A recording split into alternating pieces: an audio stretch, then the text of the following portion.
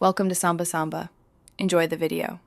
In this video, I will show how to make burrito-sized tortillas. First, combine 3 cups of all-purpose flour, 1 teaspoon of salt, and 1 teaspoon of baking powder in a large bowl. Next, cut in 1/3 cup of shortening or lard until the mixture resembles coarse crumbs.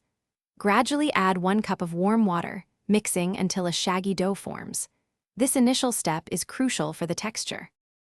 Once your dough is shaggy, turn it out onto a lightly floured surface. Knead the dough for about 5 to 7 minutes until it becomes smooth and elastic. This develops the gluten, giving your tortillas their signature chewiness. After kneading, divide the dough into 8 equal pieces.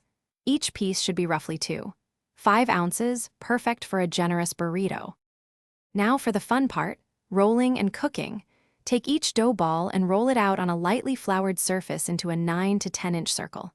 Aim for about 1/8 inch thick. Heat an ungreased griddle or cast iron skillet over medium-high heat. Cook each tortilla for about 30 seconds per side until you see small bubbles and light brown spots. Don't overcook them.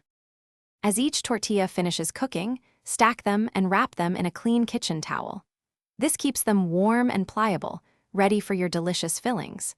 These homemade burrito tortillas are incredibly fresh and flavorful, far superior to store-bought options. Remember to check the description for a link to those leak-proof containers and other great deals. Enjoy your amazing homemade burritos. Thanks for watching. Consider subscribing if we helped you.